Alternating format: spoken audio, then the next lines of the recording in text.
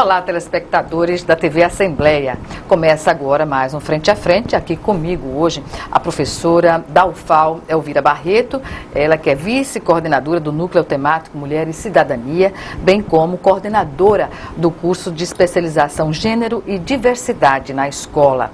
Um curso de especialização na UFAL que já formou mais de 400 professores, né, que trabalham na área. Portanto, a nossa entrevista, o tema é recorrente, porque nas últimas 3 semanas também tem sido recorrente no plenário da Assembleia Legislativa a polêmica causada pelo que se entende até agora, e que o Plano Estadual de Educação viria acompanhado de uma determinação de inclusão da disciplina Ideologia de Gênero, inclusive com a utilização de cartilhas pornográficas, não é? Porque elas colocam situações das crianças a observar relações sexuais, a definição de gênero a partir da indicação dos instrumentos que a escola iria oferecer em tese para esse conhecimento. Portanto, estamos aqui com a professora Elvira Barreto, que é uma estudiosa do assunto e que tem sido requisitada para discussões deste nível, inclusive na Câmara Municipal de Maceió, onde já houve uma audiência pública para tratar do mesmo tema. E, claro, é um tema que não está restrito a Alagoas, está no âmbito nacional, uma vez que o Plano Nacional da Educação já está posto, os planos estaduais construídos e aprovados, discutidos e aprovados nas Assembleias Legislativas. Portanto, eu agradeço antecipadamente, professora Elvira Barreto, a sua presença aqui, mas a pergunta inicial é saber o seguinte: o que está em discussão, o que começou a ser discutida no âmbito das Assembleias e aqui, particularmente em Alagoas, condiz com a realidade ou não do que preconiza o Plano Estadual de Educação? O que tem, de fato, contido no plano que pode levar a sociedade a se preocupar tanto com essa questão da perspectiva de ideologia de gênero? Boa tarde. Obrigada. É um prazer, eu agradeço a possibilidade de estar aqui para juntos refletirmos e compartilhar inquietações e alguns estudos também. Eu vou buscar esclarecer o máximo também em função de estudos que já vêm sendo realizados há mais de 20 anos, sérios na área de gênero e diversidade e direitos humanos. Então, se eu fugir do raciocínio, você puxa. O assunto é complexo, eu vou me deter um pouco como eu tomei conhecimento de um pânico no Estado, quando fui contactada e para saber que história é essa de ideologia de gênero a ser imposta pelo Ministério da Educação, com cartilhas já prontas, que assim que aprovado o plano, seria usado sem nenhuma, vamos dizer, reflexão. Por isso era uma ideologia a ser imposta pelo governo federal para as escolas do ensino básico. Então, eu me assustei, porque não é nova a discussão. Quantas vezes eu acho que na TV nós estamos discutindo desde a década de 80 a questão de gênero, a questão da mulher. Então, e da diversidade. E da diversidade, com certeza, com o processo de amadurecimento de 80 até a gente chegar nesse milênio e todas as discussões no mundo ocidental particularmente, fiquei assustada.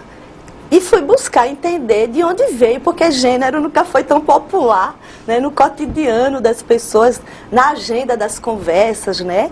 E o que tem de negativo é porque quando a gente vai buscar e recebe, eu recebi um material imenso, um dossiê da ideologia de gênero, que deturpa a seriedade e a vamos dizer, o que gênero pode possibilitar, a questão de gênero e diversidade, do ponto de vista do desenvolvimento humano. Então, é preocupante, porque o material circulado para todos, nas mídias diversas, não é um material honesto, não sei que intenções se tem em se trabalhar dentro de vamos dizer, de uma perspectiva de amedrontar, como se fosse, me lembra, estigmatiza um estudo de anos, não é? E o que chama atenção é, primeiro, qual o interesse de se trazer a nível nacional, como você coloca, questões como essa de uma forma deturpada. Deturpada especificamente no que, professora? No instrumento, por exemplo, que não consta a determinação da forma, né, que está colocada e que a gente está discutindo, e como também não há espaço, também não se coloca a determinação de um instrumento como uma cartilha já pré-concebida para colocar essas discussões, né, em sala de aula, na educação básica. E nesse momento, no ano 2015, o que foi feito, investigações que eu particularmente fiz, que hoje nós temos acesso a esse material, um livro que eles colocam como cartilha, que tem imagens de crianças ensinando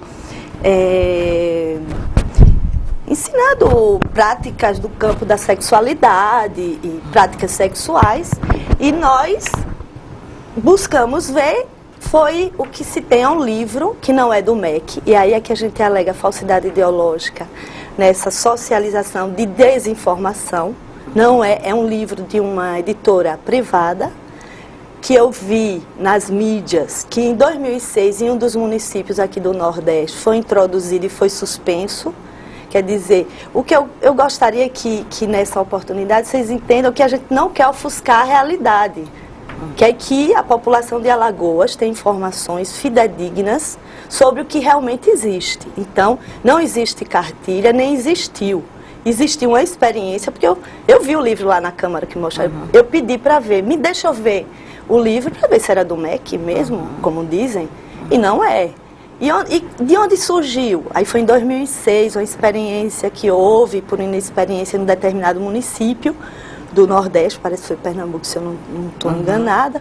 E é bom historiar para as pessoas terem confiança do que realmente a Universidade Federal de Alagoas, que é o que eu posso responder pelas pesquisas do Núcleo da Mulher e das redes nacionais e internacionais que estão preocupadas com a cultura da violência. E o gênero entra de uma forma, gênero e diversidade, de uma forma para que a gente busque as raízes da cultura da violência na socialização das pessoas. Pois é, eu recebi, inclusive, um debate democrático aqui na TV Assembleia, integrante da Associação dos Pais que Protegem os Filhos aqui em Alagoas, claro, preocupada, e colocou uma questão que é do bom senso, né? Não cabe à escola educar o aluno no sentido de induzir a uma escolha de gênero, mas cabe à escola acolher a todos, né, o respeito à diversidade e a escolha de cada um, e isso é consensual, não é? Isso é consensual. Exatamente, porque quando a gente viu lá na Câmara os cartazes, gênero não, e agora a gente não vai poder nem ensinar.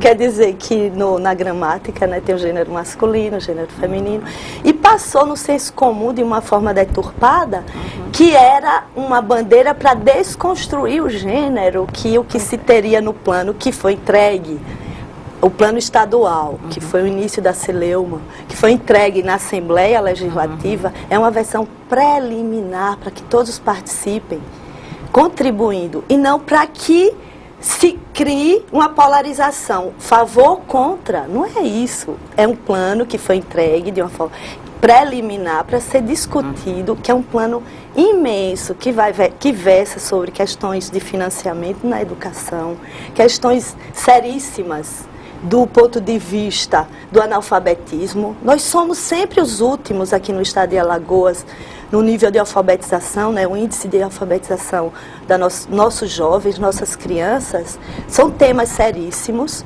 e entrou numa versão preliminar que até agora está esperando o debate para votação. Que não pode se restringir apenas a essa não matéria, é fechado, não é? por isso que não existe. E o que versa no plano, seguindo o nacional, o plano nacional que versa, eu posso ler aqui, porque é importante ler para não parecer que seja interpretação minha, querendo impor algo, nesse campo, mas o que nós temos aqui, por exemplo, é que no artigo 2º das diretrizes do Plano Nacional de Educação, no item 3, que propõe a superação das desigualdades educacionais, com ênfase na promoção da cidadania e na erradicação de todas as formas de discriminação. Como um plano nacional, precisa ser genérico. E nas particularidades de cada estado, respeitando suas culturas, seu estágio histórico, sociocultural e a participação dos movimentos, junto que tem um Fórum Estadual de Educação, tem um Fórum Municipal de Educação, tem os conselhos gestores. Não é algo fechado e que vem do governo federal. Os planos tem as diretrizes do nacional são adequadas, e as particularidades de cada estado, junto com as universidades, com fruto de pesquisa, e para isso é que existe, né, as pesquisas, a ciência e a contribuição. Então, no estadual, entra um item que é 1121, que versa sobre educação para a igualdade das relações de gênero e diversidade sexual. Traduzindo, é um ponto de 200 e eu não tenho aqui o número correto, mas de N itens, N diretrizes, e que, por um lado, é uma oportunidade de um debate sério para um tema tão marginalizado, vamos dizer. Produz e que tanta hoje violência, também entra no debate do nosso Estado. O que é lamentável é a forma como chega para o debate, que não é uma forma honesta, é desrespeitosa para a população. E o sofrimento. E na Câmara me assustou muito que nós temos que ser responsáveis nesse debate, para não gerar ódio, porque eu vi muita animosidade. Essa questão da polarização de uma discussão difícil, né, de ser tratada, e que coloca nas pontas o ódio, o amor e o ódio, não é? Tem que distensionar para que a discussão ela não ocorra no clima da paixão. Exato, né? Que cega a realidade. E a realidade que está colocada, ela não pode haver uma negação, não é? De algo que já existe. Mas como discutir essa questão no âmbito da escola? Pronto, a sua pergunta, não é? A escola e a família. Eu, particularmente, venho refletindo bastante dentro do nosso contexto, né? Sociocultural, econômico, histórico. As duas instituições que contribuem, ou que estão na base da educação de um ser humano quando nasce e que não está na lógica do mercado e do consumo, quais são as duas? A família e a escola. Ela não visa um produto, em tese, particularmente, que seja vender algo para aquela pessoa que está iniciando o seu processo de socialização, desde a educação infantil. Em tese, é importantíssimo. Se a gente, não pouco se discute, se fala com bases abstratas que a família, que família estamos falando? Que base, que características nós estamos nos parametrando para defender que família? Que famílias? Famílias que se unem por laços afetivos e constituem ali um grupo no campo da intimidade, né, que tem uma base para que quem esteja começando a sua vida tenha parâmetros para crescer com valores, com princípios. E não podemos negar que a escola tem um papel fundamental. Tempo, a gente discute a questão do tempo, essas nossas famílias, nós, né, pais, mães, temos tempo sim, quando preservamos e estamos dedicados, mas vamos lidar com as outras fontes de socialização que oferece dados, princípios e valores, como a mídia, as pessoas com as quais convive sem ser a escola. No âmbito social. Social como um todo. E hoje, mais do que nunca, se a gente está levantando a bandeira de escola em tempo integral, a escola precisa ter profissionais do magistério, que lide com o real. E qual é o real, como você coloca? Nós hoje lidamos com demandas nas escolas de crianças, que não são poucas, que estão em situação de abuso sexual. Nós nos deparamos com crianças que estão num contexto familiar em que as mães são violentadas cotidianamente. Justamente pelos maridos, não é? Pelos seus companheiros afetivos. Numa família em que os jovens, particularmente os meninos negros, são dizimados nas suas comunidades. Tudo isso muda o contexto da família, né? A forma e é como uma ela família se que a gente trabalha no próprio curso Gênero e Diversidade com coeducação. Sobre essas questões relacionadas à coeducação, professora, a gente vai tratar no próximo bloco. Frente a Frente volta em menos de 1 minuto. Até já. Estamos de volta com Frente a Frente, que recebe hoje a professora da UFAL, Elvira Barreto, ela que é coordenadora do curso de especialização Gênero e Diversidade na escola, no âmbito da universidade. E com essa concepção científica, professora, nós falávamos no final do bloco anterior sobre a questão de coeducação. Qual é a realidade hoje das escolas, não é, com essa diversidade que a gente não pode negar que ela existe, né? E as particularidades que refletem na escola o comportamento do aluno em casa? E na própria escola, né, que muitas vezes quem tem uma opção sexual que não é pela opção que se institui como a correta, né, é o objetivo dessa discussão, né, se não é hétero ou é homossexual, seja homem ou mulher, né, ainda sofre muita discriminação, sobretudo na escola. Primeiro vem na família e depois, na sequência, na escola. Não é isso? É um ser humano que, por uma cultura discriminatória, fica sem lugar. E a gente vê os exemplos. Por exemplo? Por exemplo, a homofobia, a morte de travestis. Rastreia a vida desse travesti e veja quando ele foi expulso da escola. São pessoas que têm o direito, pagam imposto. Todos direitos à cidadania, como a ter acesso à política de educação, saúde. E, infelizmente, são expulsos mulheres e homens por um não respeito à diversidade sexual. Como se a homoafetividade tivesse em si um mal que precisa ser acabado, calado, silenciado. Foucault já trazia essa discussão. O Lacan vai retomar a história da sexualidade humana e na história dessa civilidade ocidental, né, particularmente na modernidade capitalista, a gente vai ver uma cultura muito hipócrita, que não lida com o real. E as reações ficam nesse nível, mais ou menos, como a gente está se deparando nesse momento e que é assustador.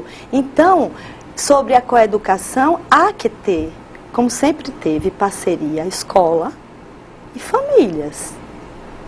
E grupos de convivência daquelas crianças e jovens que estão dentro da escola. Quando a gente pensa em família e levanta a bandeira da família, precisa entender hoje as configurações familiares e lidar com o real. Mudaram, né? Mudaram, não só mudaram, como existiam e não se reconheciam. Por exemplo, eu trabalhei 4 anos na Vila Brejal e conheci, porque eu, como assistente social numa urbanização, e entrava nas casas das pessoas para ver algumas benfeitorias que estavam sendo propostas para serem feitas. E arranjos no sentido não negativos, mas assim, grupos familiares, não poucos, que o pai estava interno, porque era dependente do álcool, e a mãe estava no hospital porque tinha problema de sofrimento psíquico, de saúde mental. E quem exercia a função materna e paterna era o irmão mais velho. Então, não é algo tão novo, não tem a ver só com questões de ser casal homoafetivo, tem o monoparental, que é as chefias familiares, só a mãe cuidando. Mas essa diversidade que precisa, porque o que se discute é uma política de educação inclusiva. Não vamos focar e reduzir para as questões que estão no campo de uma moral abstrata. É isso que precisa cuidar muito. Aqui nós, nessa riqueza que está sendo esse debate, infelizmente, com traços às vezes negativos, né, que radicaliza o debate e há uma tendência de se posicionar de uma forma precipitada e não conhecer o que é gênero, o que é a questão da orientação sexual e outros aspectos que envolvem possibilidade de enfrentar a cultura da violência. Então, quando entra junto gênero e diversidade sexual, é parametrado em questões cruciais para a vida em sociedade, por dados de violência, pelo mapa da violência. Porque gênero, pela tradição, porque ele foi constituído, feminino, formulado, né, vem da gramática, mas uma autora, Joanne Scott, uma norte-americana, a gente passa por 3 fases, enquanto o movimento de mulheres, tanto do movimento da sociedade civil organizada como feminista, movimento de mulheres, e mulheres da academia também, pesquisadoras, e hoje nós estamos no estágio dos estudos de gênero, que é um processo de maturação teórica, histórica, útil para entender as raízes da violência, que envolvem homens e mulheres, mas tem a tradição de si. E aqui no Estado é preocupante porque se discute gênero como fosse decidir se é homem ou mulher. Não tem que decidir nada. Biologicamente, independente da orientação sexual, você nasce e tem por sua cultura, né, um modelo, referenciais familiar e também de estruturação identitária no gênero, que tem o feminino com algumas características que a gente e tem biologicamente e tem construído socialmente. O que a gente está fazendo hoje, a gente no sentido de pesquisa, junto com a Unesco, com a OIT, depois a gente pode discutir os programas de gênero voltados para as empresas, não é só na educação, não é ligado ao governo federal. É algo que vem da ONU, desde a Segunda Guerra Mundial, quando se estrutura a Organização das Nações Unidas, que se depara com um mundo ocidental que se dizia exemplo de civilidade, pós-guerra, e chega numa barbárie absurda, e por coincidência era matando judeu e homossexual. Então, há todo um trabalho junto com essas organizações internacionais. Não é para se meter na cultura nem pôr nada, do ponto de como se colocou o conceito de ideologia, porque não é por aí. É uma maneira, do ponto de vista do humano, que a gente está falando de gênero, de ajuste. Pode ser homem e mulher, desenvolvendo todas as suas capacidades, sem ser castrados. Porque o homem tem que engolir o choro para mostrar que é homem, senão vai ser mulherzinha. Isso não é violência, não. Porque o homem é obrigado muitas vezes a se mostrar viril, se às vezes está até muito com seus sentimentos, como ser humano tem o direito de expressá-los. Por que não? Isso é discutir gênero. Porque iniciar a vida sexual de um menino num ambiente de prostituição. Tão embrutecido. Discutir gênero hoje é trazer, gente, vamos ajustar o que... Porque humano, a gente é social histórico. Porque a gente só pode inventar recursos tecnológicos, não, a gente pode se reinventar, sem medo. E a repressão, quantos suicídios de rapazes, porque se veem com atração sexual por pessoas do mesmo sexo, em todas as classes sociais, se matam. que não se discute? Isso é uma violência grande. Então, discutir gênero não é forçar isso ou aquilo, ou induzir, ou decidir o que vai ser. Induzir, ou induzir. Está sendo colocada essa preocupação de que venha uns instrumentos, acompanhado da lei, né, os instrumentos que isso possam induzir na escola ao aluno ser ou não ser homossexual. E que vem, né, de cima para baixo, todo mundo tem que usar. Isso é infantilidade, é um pensamento infantil, que é impossível. Isso não existe, é inconstitucional, é óbvio. Não é algo, é isso que me assusta. Porque é tão óbvio, não há lógica essa imposição. Não tem lógica. Como poderia ser? Professora, o que me surpreende é como surgiu esse debate, porque ele chegou à Assembleia Legislativa, não é, por mães que procuraram o parlamentar, não é, Dudu Holanda. Ele foi o primeiro a colocar essa preocupação e colocou na condição de legislador, na condição de representação popular do povo, que é o papel do parlamentar fazê-lo, não é? Uma vez que ele foi procurado por professores. Lembro-me bem que na primeira vez que ele tocou no assunto na tribuna da Assembleia, ele lembrou que foi procurado por mães, famílias, educadores. Aí me surpreende que educadores não tenham tido o cuidado de verificar essas condições para não... Porque, vindo essa dúvida das famílias, a gente pode compreender, mas do educador... Eu tenho uma hipótese, porque eu vou lidar assim, com hipótese no senso comum, que precisaria um rastreamento, né? Eu não tenho condições nesse momento assim, de trazer a gênese, o que originou, mas o que eu posso relatar é que eu sou testemunha que muitas diretoras e diretores de escola estavam muito preocupados, mas não tiveram condição, pela pressão, de amadurecer o debate. A discussão. No âmbito da construção do plano. Eu fui contactada, estava muito preocupado, porque nós temos um trabalho aqui no núcleo, junto com a professora Maria Aparecida Batista, a professora Nádia Regina, que foi minha mestra, né, nessa área de gênero, já no fim da década de 80. E quer dizer, a mim me emociona, do ponto de vista da tristeza, porque a gente sente que há uma manipulação com interesses ocultos, porque eu sinto um desrespeito. Então, as escolas, muitas... Homofóbico? Eu não poderia dizer...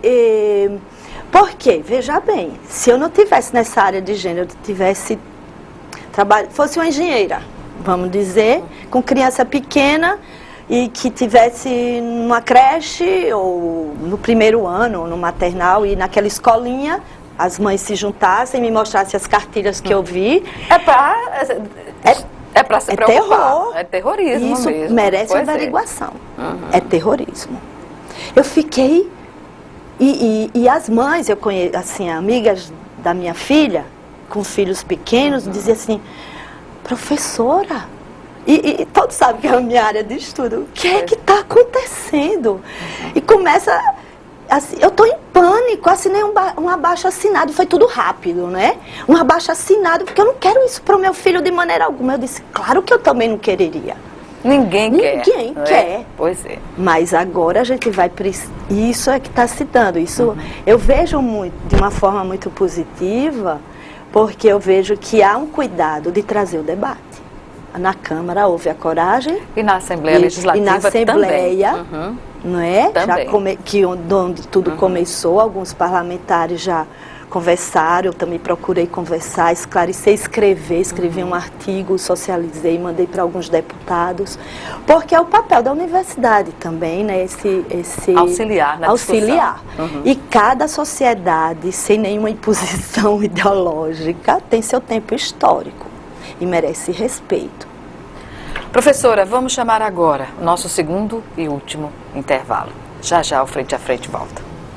Estamos de volta para o último bloco do Frente a Frente, que hoje recebe a professora da UFAL, Elvira Barreto, ela que é coordenadora do curso de especialização Gênero e Diversidade na Escola e coordenadora também do núcleo, vice-coordenadora do núcleo temático Mulher e Cidadania.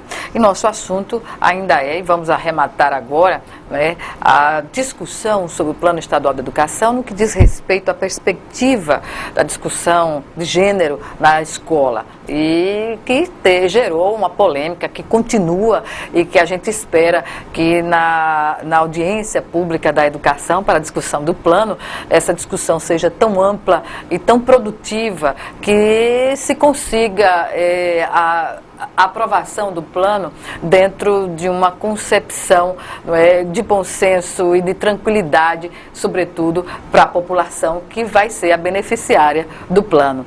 Mas a senhora me dizia no bloco anterior que haverá também, ou se já houve uma representação, não é, junto ao Ministério Público Federal quanto à questão de discutir essa matéria de uma maneira sem se buscar os elementos, os instrumentos que realmente poderia justificar essa discussão. Como é que é isso, professora?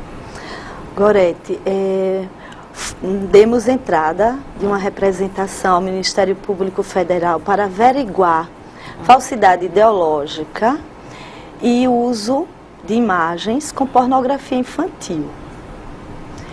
Porque, antes nós falávamos, né?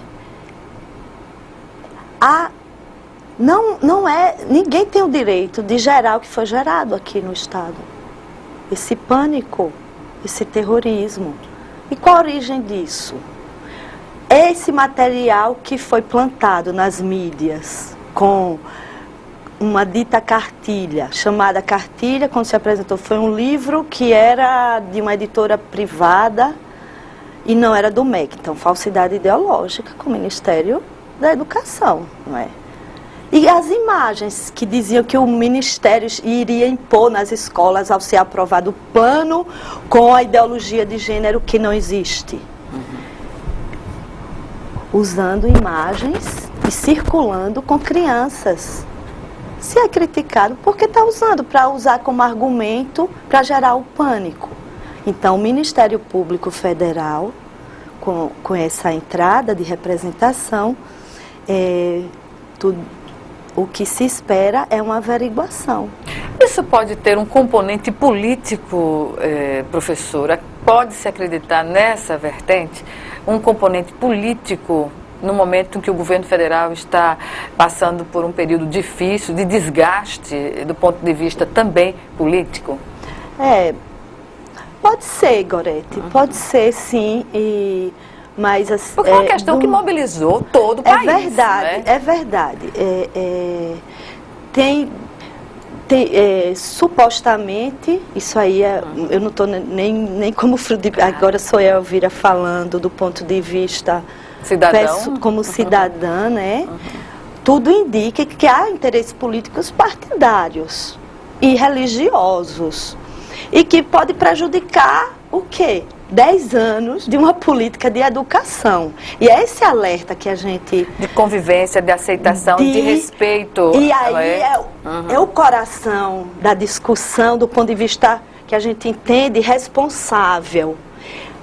A gente começou falando da realidade.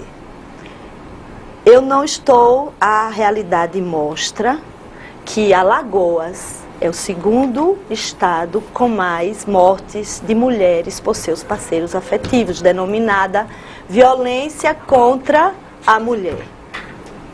Não é mentira que o maior índice de jovens mortos, a mortalidade de jovens nesse estado é a maior do país.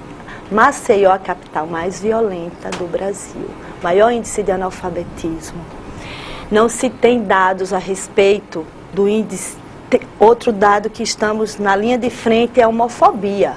A morte com requintes de crueldade. E que nos põe em xeque qual o sentido de ser humano. O único animal que mata, do jeito que mata, seres da mesma espécie, dessa mesma aldeia, somos nós. Um animal humano, já pensou? Que não é pela sobrevivência, e né? Não é.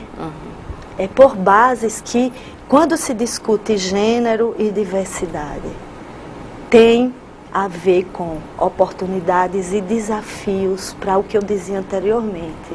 Porque está dando certo, esses dados mostram que não.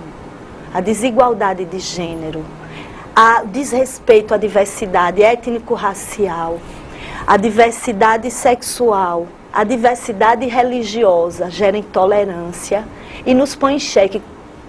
Para qual sentido de estar aqui nessa convivência em sociedade, se a gente não sente não lamenta essa crueldade que nós temos a capacidade de ser cruéis dessa maneira? A gente perde a sensibilidade, a pobreza do nosso Estado. A ignorância, né? A ignorância relacionada à pobreza e vice-versa. A ignorância, que a palavra ignorante também traz muito estigma, né? Claro. A ignorante, a gente já pensa, quem não tem dinheiro, quem está excluído disso. Não tem nada a ver com isso. Ignorância sobre determinados assuntos cruciais para uma vida melhor em sociedade, mais justa. Para a convivência da paz. Da paz. Então, a bandeira, você chegou no cerne. É a alegria de poder pensar, de ter a esperança de uma escola que eduque para a paz, no respeito, que o outro não seja uma ameaça. A diferença que nos habita as diferenças. Elas vão me desafiar para eu aprender mais e não para eu excluir. Para o outro diferente me gerar um mal-estar que, dependendo da meu grau de poder familiar, ou social, eu mando eliminar. Ou social. Ou social, tem que eliminar. Mesmo sem matar, tira da escola, joga no hospital de pessoas com problema de saúde mental, exclui. É perigoso, por isso que agora virou num plano enorme. Aí é paradoxal, né? Que a gente está dizendo, quando é que eu poderia estar aqui com tanto tempo falando coisas assim, né? Seria em congressos e tal. Então, é positivo, não é? A discussão, no final das contas, vem Tomara que seja mesmo. Para fazer dar um salto de qualidade na compreensão, não é? Mas a senhora me dizia que essa discussão não está no âmbito só da escola, está no âmbito também das relações de trabalho. Sim. Exato. Os dados mostram, né, cotidianamente, as pesquisas anuais da Organização Internacional do Trabalho, mostrando que a desigualdade de oportunidades entre homens e mulheres no mundo do trabalho, não existe igualdade, existe uma desigualdade, por um parâmetro muito objetivo, que são os salários. Homens e mulheres em algumas empresas, ocupando cargos similares, as mulheres têm uma média de 10% a 20% menos no seu salário. Não é? Então, existe um programa ligado à Organização Internacional do Trabalho, que eu também tenho a oportunidade de acompanhar, sou consultora a DOC, tive a semana passada visitando a Casa da Moeda Brasileira, que está afiliada a esse programa para a equidade de gênero, ligada à Secretaria de Política para as Mulheres, a Secretaria Nacional, e que institui um plano de ação para suas empresas, como, por exemplo, também a CPRM, que é uma empresa eminentemente masculina. Nós temos empresas como o Banco do Brasil, lá em Brasília, mas enfim, explicando, se faz um plano de ação e essas empresas propõem para 2 anos possibilitar ações da cultura organizacional e de gestão de pessoas para garantir a igualdade de gênero e raça na empresa. Inclusive, por exemplo, a Casa da Moeda aumentou o número de vagas na creche, por exemplo, que a maioria é homem. E a creche não só abrigaria filhos das funcionárias, porque gênero traz essa possibilidade. Dos funcionários, aumentou a qualidade e o bem-estar na empresa, e entre outras medidas que se toma nesse campo de casais homoafetivos, já tem benefícios de saúde, de plano de saúde na empresa, por exemplo. Ainda, a senhora falou a questão racial e estudos na linha étnico-racial. O que a gente pode vislumbrar? Assim, inclusive, a Bienal deste ano vai ter a possibilidade a gente lançou na Bienal de 2012 o livro Gênero e Diversidade na Escola, que nós, na época, tínhamos 200 alunos e alunas que são profissionais da educação em todo o estado, inclusive de escolas particulares, escolas públicas, etc. E esse ano, na Bienal, vamos lançar o segundo volume de Gênero e Diversidade na Escola, que foi do aperfeiçoamento de 2014. E tem um artigo, por exemplo, étnico-racial, que eu nem avisei que ia contar aqui, mas só para... que uma experiência linda de uma professora, que é aluna do curso, que ela estava fazendo um trabalho com os alunos de pintura na educação infantil. Aí, junto com os lápis, aí eles falavam as cores dos lápis, né, tal, aí disse assim, aí a menina disse, essa aqui é a cor da pele, com lápisinho begezinho. Esse lápis aqui é a cor da pele. Então, a professora que já estava formada também nesse campo da diversidade étnico-racial, aí ela perguntou à turminha, né? Por que essa é a cor da pele? Aí ela era negra, a menina. Aí ela disse assim, aí botou o lapisinho na pele dela, na mãozinha, e disse assim, eita, é da pele da outra ali, daquela. Que Ou é negra. seja, que é branca. Que é ela branca. era negra, Sim. mas ela dizia a cor da pele do outro. E generalizou. Então, a discussão étnico-racial, ela vem também trazer a possibilidade da não sentimento de exclusão. E aí é que a gente diz negação que é da também, negação, porque é um modelo, o modelo do bom, o modelo ideal do que é bom, do que é belo e do que é verdadeiro, vem da nossa origem dos colonizadores, que é branca, heteronormativa e com toda uma tradição de uma religião que não era dos indígenas, não era da matriz africana. E nós temos uma riqueza. E é essa possibilidade de fazer brilhar a riqueza da nossa história, da nossa cultura e do nosso povo, que está no campo da diversidade e da ruptura dessa violência na socialização de crianças e de jovens. A gente pode ser bem melhor. Claro, e a humanidade cientificamente tem que caminhar para isso, né? Eu agradeço, infelizmente nosso tempo chegou ao fim, professora Elvira Barreto, e até uma próxima oportunidade, sempre. Muito obrigada, Gorete. Obrigada. Obrigada. Obrigada a você também que nos assistiu, obrigada pela audiência e até o nosso próximo Frente a Frente.